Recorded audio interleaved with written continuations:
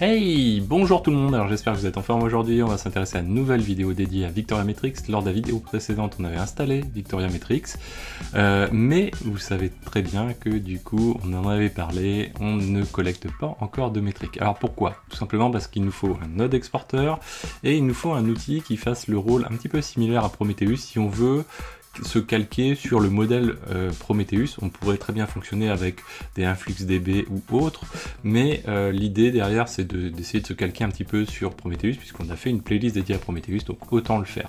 Donc là ce qu'on va faire c'est qu'on va installer Node Exporter donc pour générer des métriques donc système assez global au niveau du système, très complet, et puis on va déployer Victoria Agent, donc VM Agent, qui va permettre lui de jouer le rôle de Prometheus et qui va envoyer ses données dans au final le back-end Victoria Metrics. Donc jingle et c'est parti.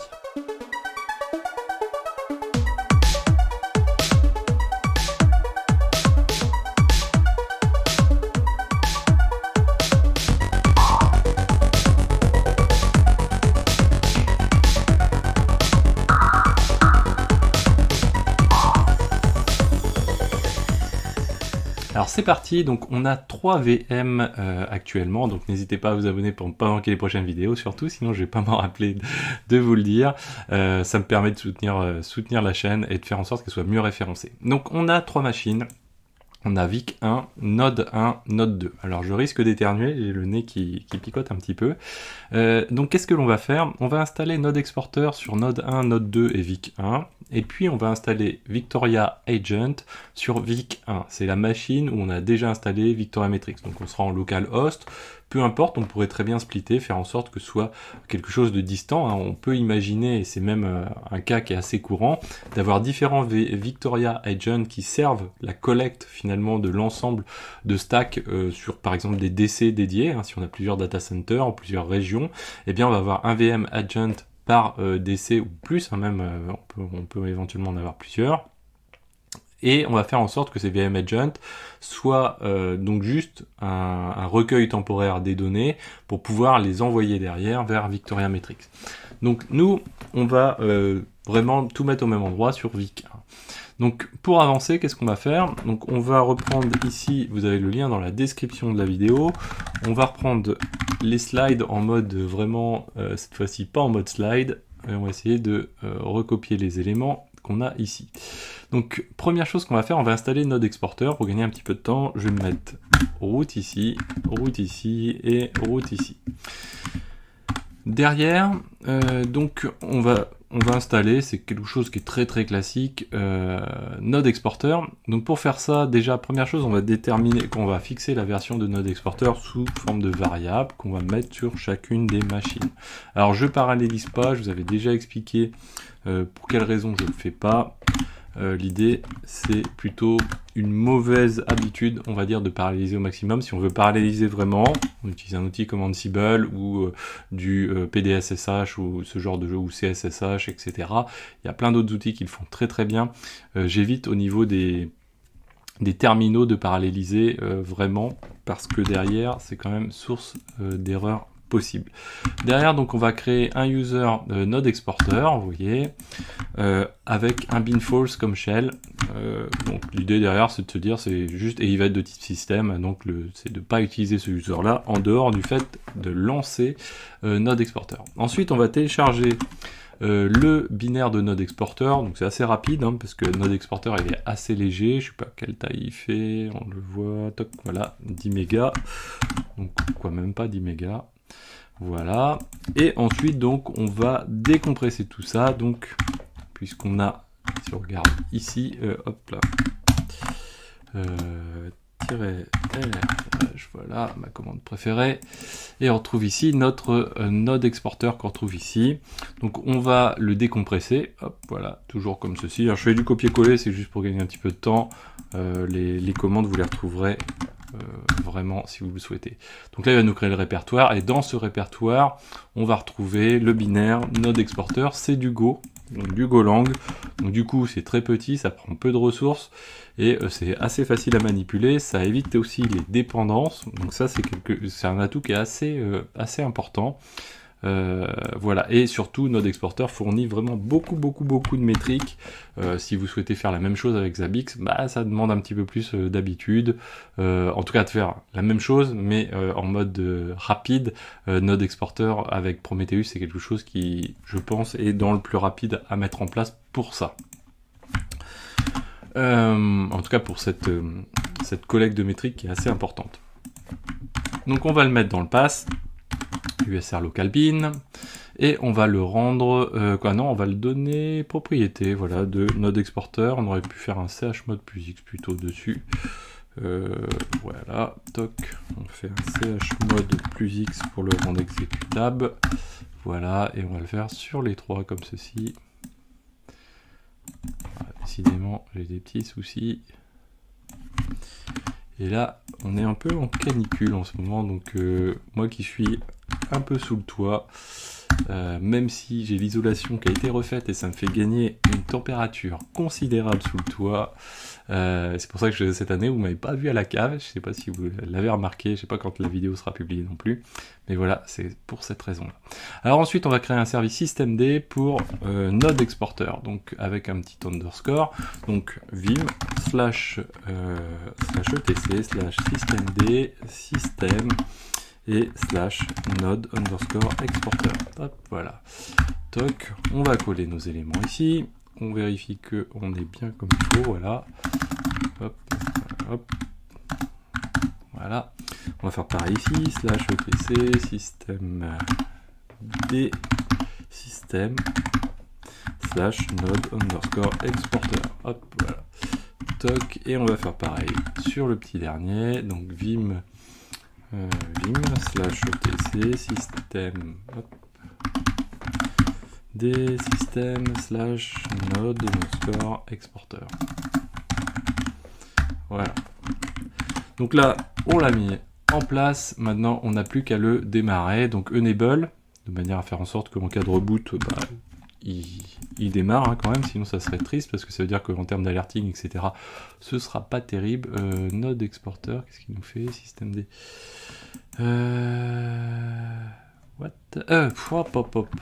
L'erreur fatale. Et ouais. Alors je sais pas si vous l'avez noté. Voilà, oui. Ça c'est quelque chose qui m'arrive assez souvent en fait, tellement habitué à se dire tiens, bah c'est voilà, à quoi sert le point service, à déterminer quand même le type d'éléments qu'on va avoir dedans. On pourra avoir des mounts ou autres, des timers, etc.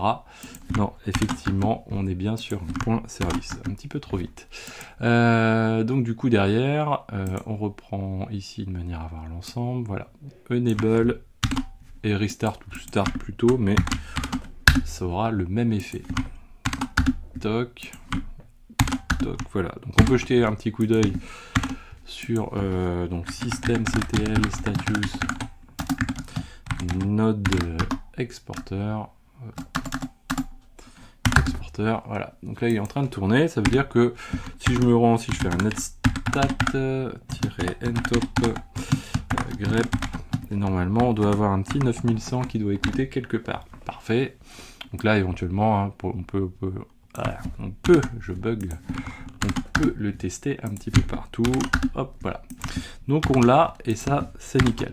Donc on a notre exporteur qui est installé partout. Maintenant ce qu'on va faire, c'est qu'on veut récupérer ces métriques là. Donc on va s'intéresser au déploiement de Victoria Agent. Donc là encore, ce que je fais, c'est que je crée un groupe. Je crée le user Victoria Agent et je l'associe à ce groupe, donc avec un shell no login. Il y a différentes, on va dire, religions dans ce domaine-là. Je vous laisse choisir celle que vous souhaitez, puisque vous voyez qu'ici on n'a pas utilisé la même manière exactement. Ça revient grosso modo à peu près à la même chose. Ça n'a pas changé le cours de l'univers. Derrière chown, donc on donne la propriété, donc on a créé, vous voyez, j'avance en même temps, /etc Victoria Agent /conf avec un petit p, comme ça il nous crée toute la chaîne, et derrière on donne /etc Victoria Agent en tant que owner Victoria Agent et Victoria Agent comme groupe. Donc derrière, on va mettre en place Victoria Agent, donc il faut qu'on le télécharge, toujours pareil, le petit binaire. On est en version 1.91.3. Hop, voilà, donc il va nous le télécharger. Ah oui, on est en mode QQ, donc du coup, on voit qu'il est en train de le faire, mais c'est tout. Et on va détarrer, c'est le cas de le dire, notre binaire dans USR Local Bin. Alors vous voyez qu'on utilise ici le binaire, le tar.gz qui se nomme vmutils.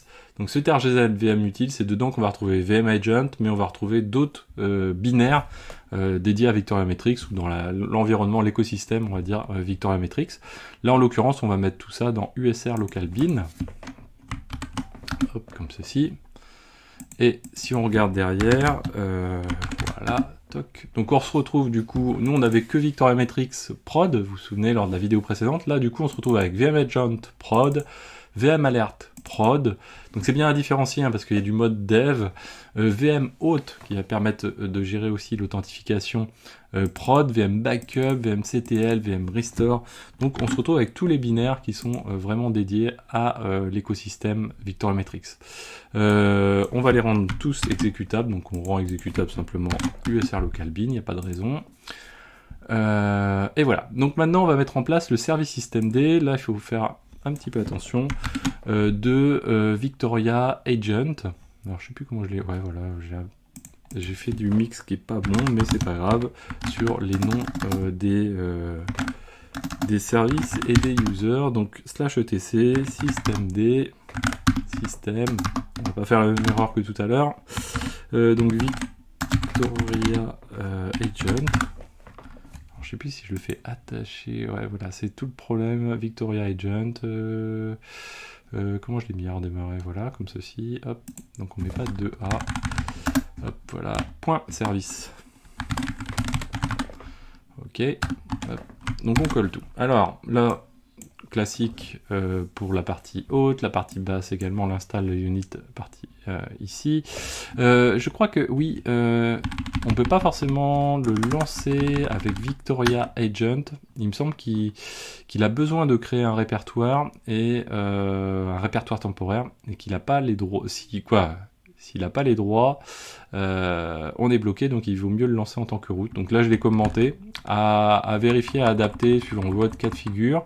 Derrière, on utilise USR Local Bin vmagent prod, et on lui passe 3 flags. Le premier, c'est prom scrap config, vous l'avez ici. Donc c'est l'endroit où on va trouver la configuration de Victoria Agent. Donc nous, on va le mettre en place tout à l'heure, juste après. Remote write. Donc là, c'est aussi quelque chose qui est important. On le met dans le flag parce qu'on ne peut pas le mettre dans la configuration, à la différence de Prometheus. Très important, si je ne dis pas de bêtises. Et lui, le remote write, donc c'est pour écrire sur un serveur, un autre serveur, un back-end. Et là, en l'occurrence, c'est notre Victoria Metrics, le fameux 8428 qu'on a vu lors de la vidéo précédente. Donc en HTTP, il va balancer ces données sur la route write de Prometheus sur son API, de Victoria Metrics sur son API. Donc il se situe juste à côté finalement, mais j'ai quand même mis Vic1 pour la forme. Et ensuite il y a un autre élément flag qui est assez intéressant, c'est prom scrap config strict parse à false. Tout simplement, ça permet de reprendre une configuration de type Prometheus et de lui dire en gros à Victoria Agent, écoute, tu le parses, mais si jamais il y a des soucis, en gros, tu t'occupes pas de trop parce que voilà, c'est pas forcément une conf VM Agent. Donc ça permet de passer outre un petit peu. Le syslog identifier toujours, le restart always au cas où. Donc là, avec ça, on est pas mal. Maintenant, il nous faut la configuration, comme je vous disais. Donc cette configuration, on va la retrouver ici, comme ceci.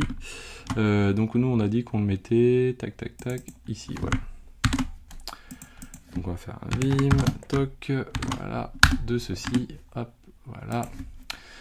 Et notre configuration, finalement c'est une configuration de Prometheus, comme je vous le disais. Donc là, alors normalement il y avait le strict parse, je pense que c'est pas nécessaire dans ce cas de figure là, mais là en l'occurrence on se retrouve avec le scrap interval à 5 secondes, evaluation interval, donc ça c'est pour les rules, de 5 secondes, le scrap config on va définir un job qui va s'appeler node exporter et on va venir le récupérer sur les 9100 de chacun des nodes exporteurs, y compris le local VIC1.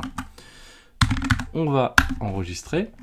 On peut... Bon, de toute façon, il va réussir à le lire. Hein. On est comment au niveau des droits de ce petit fichier qu'on vient de créer. Hop là. Voilà, donc il va pouvoir le lire. Et maintenant, on va pouvoir le démarrer, tout simplement. Hop, voilà. Donc on va le démarrer.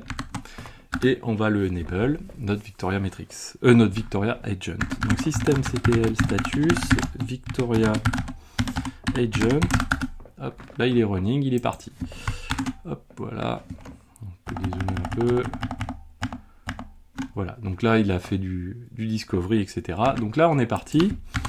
Et donc on va pouvoir se rendre dans notre interface graphique qu'on avait lors de la vidéo précédente, qui est celle-ci. On va rafraîchir. Donc on a notre Victoria Agent, Victoria Metric, pardon, décidément. Et on va explorer les métriques. Et là, donc je me suis rendu dans Explore. Je vais zoomer un petit peu, voilà, Explore Metrics. Et là on va retrouver donc, c'est un moyen finalement de consulter par job, on en avait parlé de la vidéo précédente, les nodes exporteurs, le node exporteur.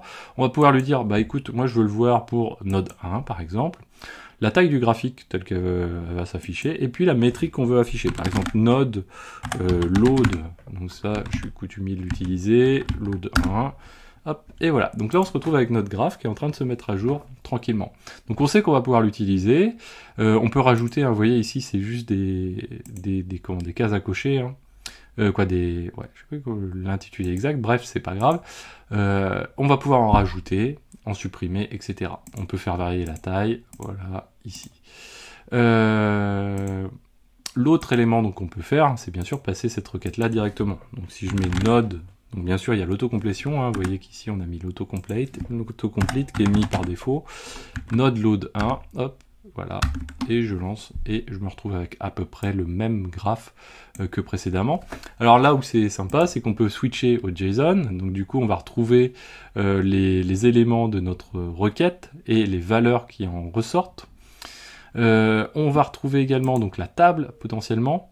Donc là c'est assez sympa parce que visuellement elle est assez bien fournie, assez bien définie, assez lisible. On peut activer une compact view. Alors la compact view finalement c'est celle qui revient à ce qu'on avait avec Prometheus, parce que souvenez-vous on a quand même besoin d'identifier les labels, en tout cas de visualiser le format OpenMetrics. Là quand on est en mode normal, hop là, ici, là vous savez qu'ici donc c'est chacun des labels, puisqu'il y a un label qui s'appelle _ name en format OpenMetrics. On en avait parlé dans la deuxième vidéo, que je vous invite à aller voir si vous ne l'avez pas vu.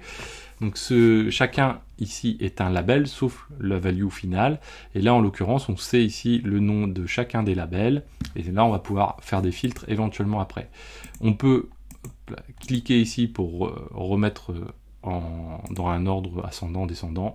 Et si on veut le compact view, voilà, là, on va se retrouver comme ceci. On va pouvoir manipuler ici les labels, etc.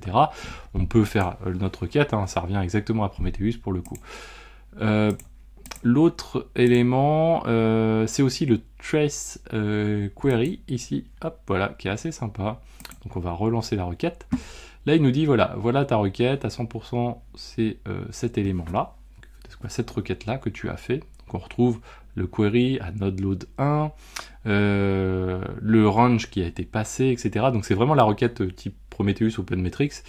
Si on déroule, on va retrouver le détail ensuite des éléments qui ont été faits. Donc ici, il y a un sort, on retrouve la part du sort et le délai, la duration spécifiquement de ce sort.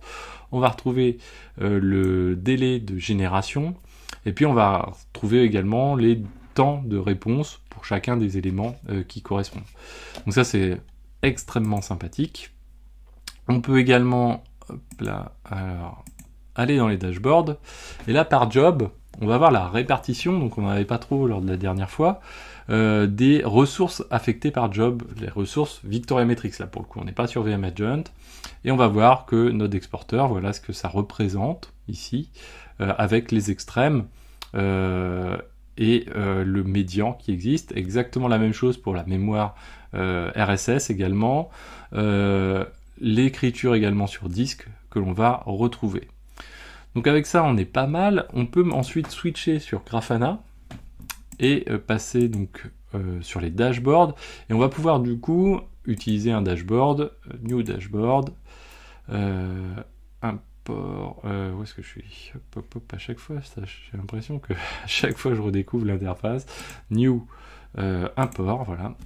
Et là, on va pouvoir utiliser, donc moi j'utilise celui-ci de dashboard, donc qui est celui-ci, donc celui de RF Rail 3, RF Rail 3. Donc je vous mettrai le lien, de toute façon vous l'aurez dans le lien qui est dans la description. Donc on copie cet élément là. On pourrait fonctionner par ID aussi, hein, je sais plus les ID, c'est 1800 quelque chose. On peut faire un load. Ce qui est important à voir, c'est la source, ici la data source, label Prometheus. En l'occurrence, lors de la vidéo précédente, je crois que j'avais nommé Victoria Metrics, mais néanmoins, comme je suis repassé par Vagrant, on fera le Vagrant file lors de la prochaine vidéo. Voilà, il s'appelle Prometheus tout court ici, comme ceci. Donc on est bien sur un type Prometheus également. Et le label, toc toc toc, non, on doit être pas mal. Load, hop, c'est parti. Dashboard. Ah, il a déjà été installé. Ah, je l'ai déjà installé précédemment. Bon, c'est pas grave. Du coup, on sélectionne éventuellement comme ceci. On fait l'import. Et si je me rends dans la home et je vais récupérer le dashboard en question, dans général, ah ouais, effectivement, j'avais pas déroulé. On le retrouve. Le problème, c'est que la data source n'était pas bonne. Hop là. Qu'est-ce qu'il nous dit? 502, tac tac tac. CPU. Moi je pense juste que c'est ça. Alors c'est pas grave, on va faire un petit test juste sur l'explore. Et on va faire node. Alors ouais, si on est bien, node load 1. Normalement il devrait nous le retrouver. Pourquoi il ne le retrouve pas? Toc. Ah, bah bien sûr que c'est pas bon. J'ai dû... voilà. Alors ça, c'est autre chose. C'est que en fait, je suis reparti sur le Vagrant file qui, lui, avait une coquille dedans. Ici, c'est pas bon. C'est 84, on a dit 28, hein, de mémoire. Voilà, 84, 28. Donc on va juste le changer comme ça, 84, 28. Ça m'étonnait que ça ne fonctionne pas. Voilà, on peut faire save test. Voilà. Donc là, on va retourner sur notre dashboard parce qu'il devrait fonctionner logiquement. Voilà. Et donc là, c'est parti. Donc on va se mettre les derniers quarts d'heure, par exemple. Et voilà. Donc il tourne. Donc ça, c'est cool. Alors on va pas le voir au niveau de la mémoire, etc. Mais en fait, on est quand même sur quelque chose qui est extrêmement léger, même si on a installé Victoria Agent, Node Exporter et Victoria Metrics. Sur Vic 1, on va pas le voir comme ça, mais sur la mémoire, vous voyez qu'on n'est pas sur un truc de fou non plus, quoi. Used 345 mégas, donc c'est pas excessif. Sachant que là, bon, il collecte très peu de métriques, hein, faut pas se le cacher non plus. Et en CPU, alors là, c'est encore c'est encore plus économe, on va dire. Donc c'est vraiment quelque chose qui est très soft. Voilà, donc l'intérêt de Victoria Agent, je crois qu'il y a un Prometheus Agent qui a été créé depuis quelques temps. L'idée est le même, hein, c'est quoi, Victoria Agent existait avant Prometheus Agent, si je ne dis pas de bêtises. Et l'intérêt, c'est de se dire, en fait, Prometheus, quand il utilise un back-end, généralement l'intérêt de Prometheus, c'est pas de stocker de la donnée, c'est de l'envoyer dans le back-end le plus tôt possible quasiment. Donc c'est là où ils sont passés sur VM Agent, qui lui ne fait que de récupérer, collecter les métriques et les envoyer dans le back-end, hein, on l'a vu. Donc derrière, ça évite de consommer de la ressource pour cette étape intermédiaire, ce que fait Prometheus finalement, puisqu'il a une rétention minimum. Donc voilà, quelque chose qui est bien à avoir en tête. Et Prometheus Agent a ensuite initié, il me semble, donc on peut taper Prometheus Agent parce que j'en suis pratiquement certain. Agent Mode, voilà. Et ça émane, vous voyez, 2021, mais VM Agent existait avant, et finalement, bah voilà, l'open source fait qu'ils se sont adaptés à ce cas d'usage qui est quand même assez courant finalement de ne surtout pas stocker la data avec Prometheus, qui finalement en termes de performance, notamment en termes de ressources mémoire, est assez consommateur.